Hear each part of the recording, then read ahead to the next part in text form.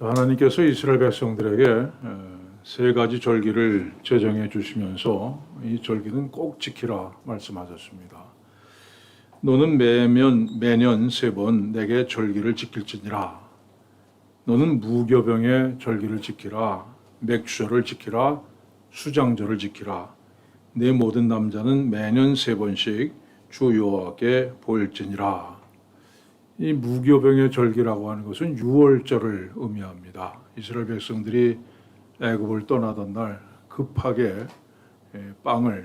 누룩을 넣지 않은 빵을 먹었듯이 무교병 유월절을 뜻합니다. 그 수장절은 다시 말해서 열매를 거두어 곡관 안에 저장한다는 수장이라는 의미대로 풍성한 수확을 거두어서 저장하는 추수감사절을 얘기합니다. 그리고 맥주절이 오늘 우리가 지키는 절기입니다. 자, 그런데 맥주절 그러면 당연히 보리를 추수한다 이렇게 생각하는데 사실은 보리가 아니라 밀을 추수하는 겁니다. 우리말 성경에는 맥주절을 지키라 이렇게 되어 있는데 원문 그대로 하면 처음 거두어들인 열매의 축제를 지키라 이렇게 되어 있습니다. 근데 이스라엘 백성들이 처음 거두어들인 열매는 보리가 아니라 밀입니다. 가나안 땅에서는 4월, 5월에 보리를 추수하고 그 다음에 6월, 7월에는 밀을 추수합니다. 그래서 엄밀히 말하면 맥주절이 아니라 소맥절, 다시 말해서 밀을 추수하는 감사절이라고 해야지 정확합니다. 그래서 우리 공동번역 성서에는 밀곡식을 처음 거두어들일 때 추수절을 지키라 이렇게 되어 있습니다. 자, 그럼 맥주절이라는 말은 어디서 나왔느냐 하는 겁니다. 맥주절이라는 말은 오직 한국에서만 사용합니다. 그리고 한국어 성경에만 맥주절이라고 되어 있습니다. 이 성경에 처음 거두어들인 열매의 축제를 지키라 했는데 이 축제의 시기가 5월 말에서 6월입니다. 근데 이때 한국에서 추수하는 것은 보리밖에 없습니다. 그래서 맥주절로 된 것입니다. 원래 9월에 지키던 이 수장절이 미국의 청교도들에 의해서 11월 달에 추수감사절이 되었듯이 본래는 밀을 추수하고 지키던 감사절이 보리 농사를 짓던 한국에서는 맥주절이 된 겁니다. 자, 그러면 오늘날 우리는 맥주절을 어떻게 지켜야 됩니까? 우리 가운데 농사 짓는 분은 안 계실 줄로 압니다. 가끔 텃밭을 가꾸는 분은 계시지만 그러나 추수감사절이 되면 우리는 한 해를 돌아보면서 하나님 앞에 감사드립니다. 마찬가지로 맥주절에는 지난 반년 동안, 지난 6개월 동안 하나님께서 우리에게 주신 은혜를 되돌아보면서 감사드리는 절기로 지키는 것이 합당할 겁니다. 1965년 한국의 GDP, 그 경제 규모가 세계 39위였습니다. 필리핀이 27위로 필리핀이 우리보다 훨씬 더 잘 살았습니다. 그러다가 70년에는 32위, 80년에는 28위, 1990년에는 14위, 2000년에는 11위까지 올라갔습니다.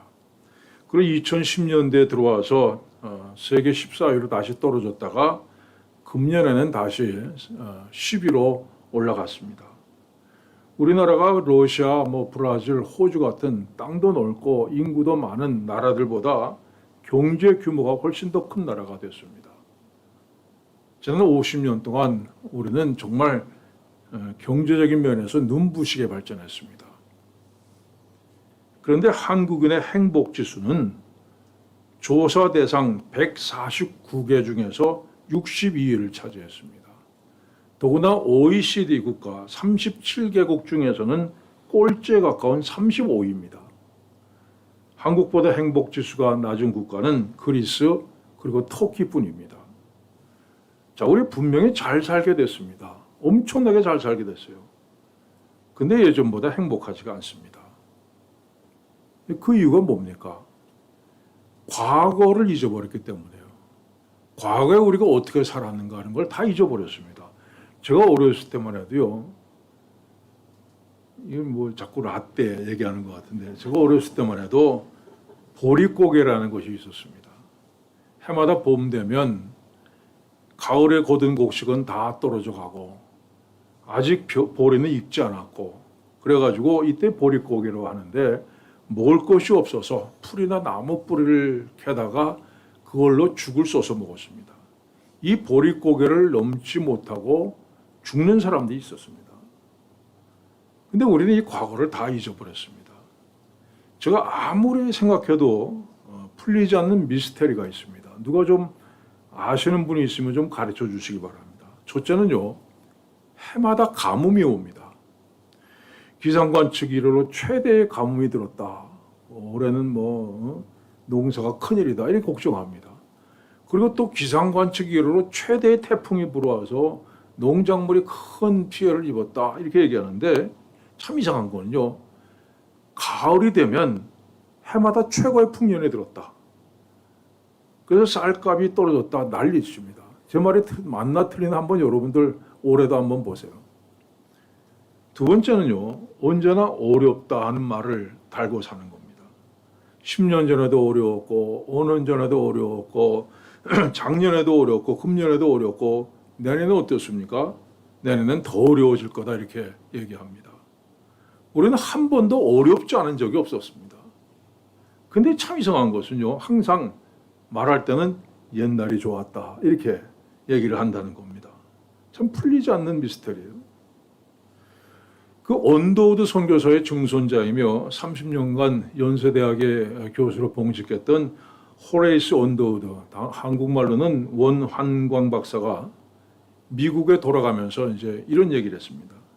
나는 지난 30년 동안 한국에 살면서 한국 사람들이 경기가 좋아졌다, 이제 살만하게 되었다 이런 얘기하는 걸 한 번도 들어보지 못했습니다. 사실 그동안 우리가 얼마나 살기 좋아졌어요. 사는 것은 비교할 수 없이 좋아졌는데 전혀 행복하지 못합니다. 여러분, 한 사람의 수준은 그가 얼마나 소유했느냐 이걸로 평가되는 거 아닙니다.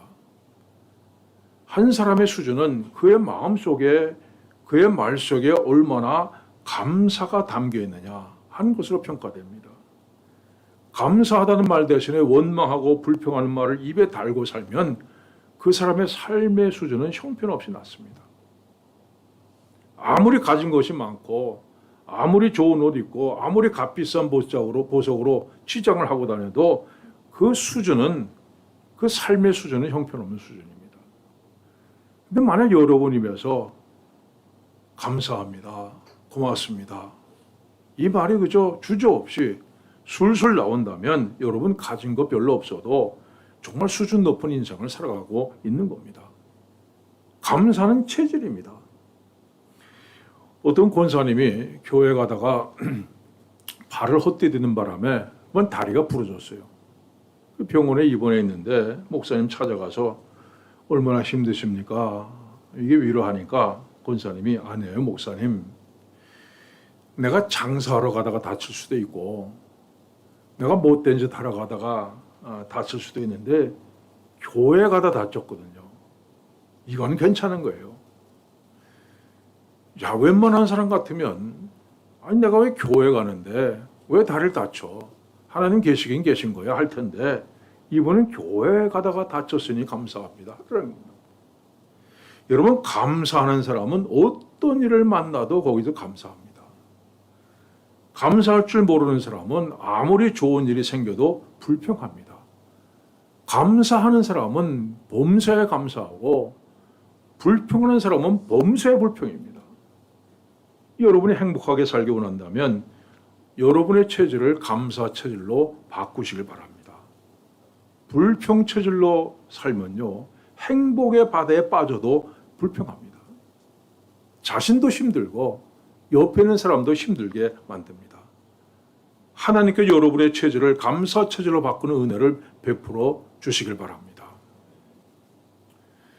자, 오늘 본문은 맥추제를 지키는 자세에 대해서 말씀합니다.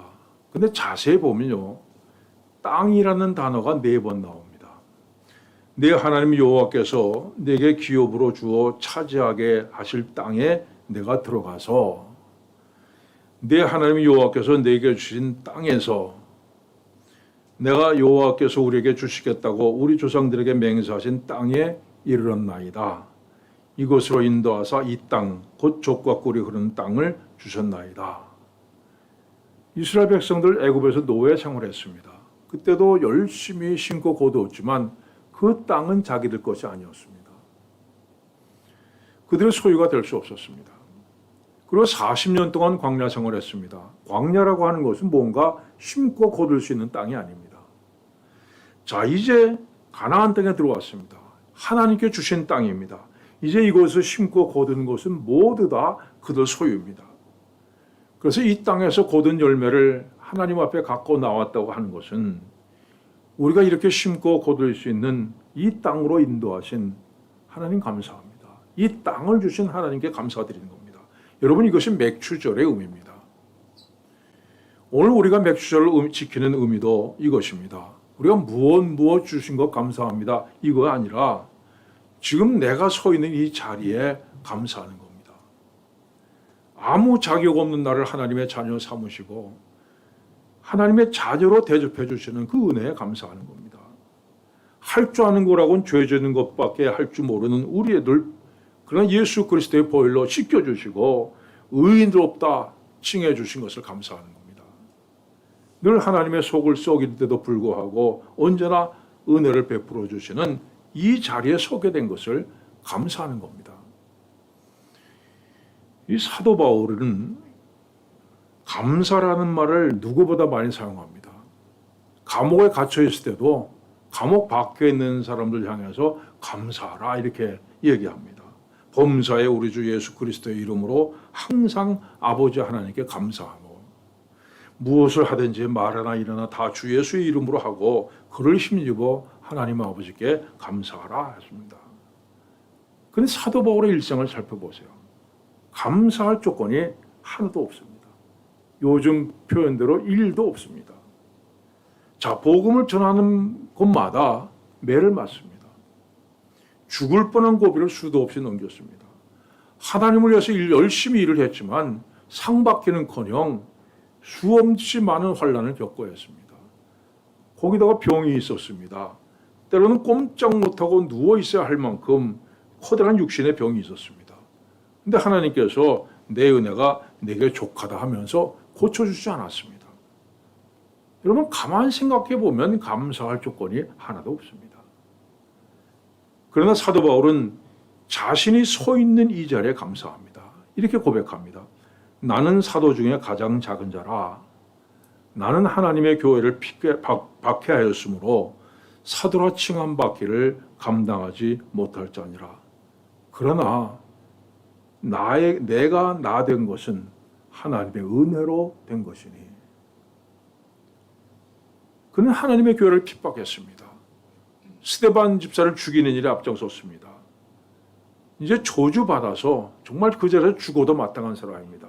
그런데 이런 그를 하나님께서 부르셔서 사도로 세우셨습니다.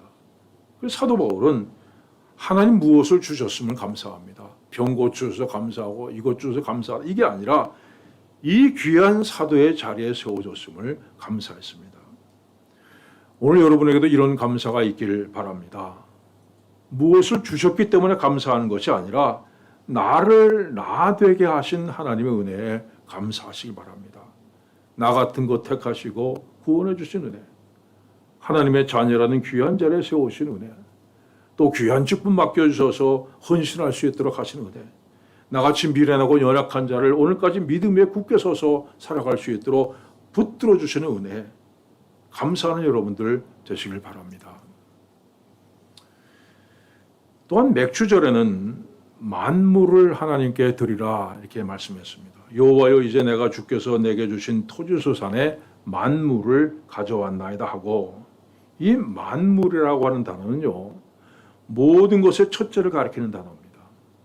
시간으로 하면 첫 번째 시간, 열매로 하면 가장 먼저 익은 열매, 뭐든지 가장 처음되고 가장 좋은 것을 가리켜서 만물이라고 합니다. 이렇게 만물을 하나님 앞에 드리는 것은 이 모든 것이 하나님의 것입니다 하는 고백이죠.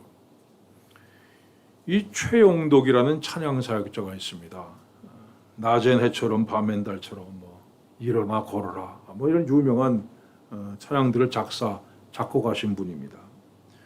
그분이 쓴 글 중에 이런 얘기가 있습니다. 한 번은 영독에 가서 찬양 집회를 하는데 모두 뜨거운 마음으로 박수 치면서 열심히 찬양했어요. 근데 한 청년이 이 찬양은 열심히 하는데 손뼉을 안 치고 한 손으로 자기 뺨을 계속 때리고 있는 거예요. 이 찬양을 인도하면서도 자꾸만 신경이 쓰여서 마음 놓이지 않았습니다. 근데 찬양 집회가 끝나고 나서 일어서서 나가는 청년의 뒷모습을 보면서 깜짝 놀랍니다. 이 청년이 한쪽 팔이 없는 청년이었습니다. 다른 사람을처럼 손뼉치면서 찬양할 수 없으니까 그 성한 한 손으로 자기 뺨을 계속 때리면서 찬양했던 겁니다. 여러분, 이것이 만물입니다. 어떻게 하면 내가 최선을 다해서, 정말 최선을 다해서 하나님을 찬양할 수 있을까? 어떻게 하면 내가 하나님 앞에 정말 최고의 감사의 마음을 표현할 수 있을까? 이런 생각을 가지고 하나님 앞에 나오는 것이 만물을 가지고 나오는 것입니다. 여러분이 맥주 감사주의를 그저 하나의 절기다, 지나가는 것이다 생각하지 마시고 마음과 정말 정성을 다해서 하나님 앞에 감사드리는 여러분들 되시길 바랍니다. 자, 이어서 본문은 내 하나님 여호와께서 너와 네 집에 주신 모든 복으로 말미암아 너는 레위인과 너희 가운데 거류하는 객과 함께 즐거워할지니라 말씀했습니다. 레위인이란 제사장을 비롯해서 성전을 섬기는 사람들입니다. 하나님께서 가나안 땅을 분배해 주실 때에 레위 지파에게는 농사 지을 수 있는 땅을 주지 않고 성전을 섬기도록 했습니다. 또한 거류하는 객이라고 하는 것은 이스라엘 백성들과 섞여 사는 이방인을 뜻합니다. 이들 역시 땅을 분배받지 못했습니다. 그래서 맥주제라고 하는 것은 땅이 없어 농사를 짓지 못하고 추수할 것도 없는 사람들을 위해서 함께 나누고 기뻐하는 절기라는 말씀입니다. 이스라엘 백성들이 광야로 들어섰을 때 하나님께서 아침마다 만나를 주셨습니다. 근데 하루에 정량이 얼마인가 하면 1인당 한 오멜씩입니다. 한 오멜은 약 0.5리터입니다. 자, 한 가족의 대표가 나서서 자기 식구가 먹을 것을 구해오는데 각자 능력껏 거두는 거죠. 뭐 조리 있어서 미리 재보고 하는 것이 아니라 무조건 거둡니다. 그러면 뭐 식구가 두 명인 집은 뭐 10명분을 거둘 수도 있을 겁니다. 또 식구가 10명인 가정은 열심히 거둬도 다 먹고 살기가 부족할 정도로 적을 수가 있습니다. 그런데 나중에 돌아와서 재보니까 많이 거둔 사람도 남지 않고 적게 거둔 사람도 모자라지 않고 모두 1인당 한 오멜씩 거뒀다 말씀합니다. 어떻게 이런 일이 가능합니까? 이 질문에 대한 해답을 사도 바울은 이렇게 말합니다. 이제 너희의 넉넉한 것으로 그들의 부족한 것을 보충함은 후에 그들의 넉넉한 것으로 너희의 부족한 것을 보충하여 균등하게 하려 함이라. 기록된 것 같이 많이 거둔 자도 남지 아니하였고 적게 거둔 자도 모자라지 아니하였느니라. 많이 거둔 사람이 적게 거둔 사람이 모자란 것을 채워 주었다는 겁니다. 여러분, 하나님이 이걸 원하십니다.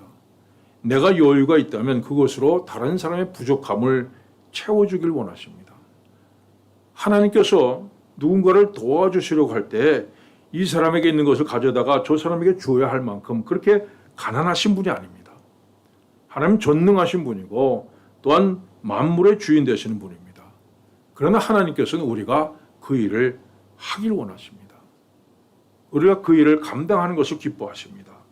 하나님 주신 복을 나만 누리는 것이 아니라 이웃과 나누는 자가 될 때 우린 진정으로 하나님 앞에 맥주절을 지키는 사람들이 될 것입니다. 사랑하는 여러분, 은혜와 감사는 같은 단어입니다. 우리말 성경에는 은혜 감사가 전혀 다르게 쓰여 있지만 원문 성경에는요, 은혜는 카리스, 감사는 에오카리스입니다. 그러니까 어근이 같습니다. 감사 없이는 완전한 은혜가 될 수 없다는 뜻입니다. 여러분, 하나님 앞에 감사드림으로 하나님의 은혜가 여러분의 삶에 온전히 임하시기를 축원합니다. 기도하겠습니다.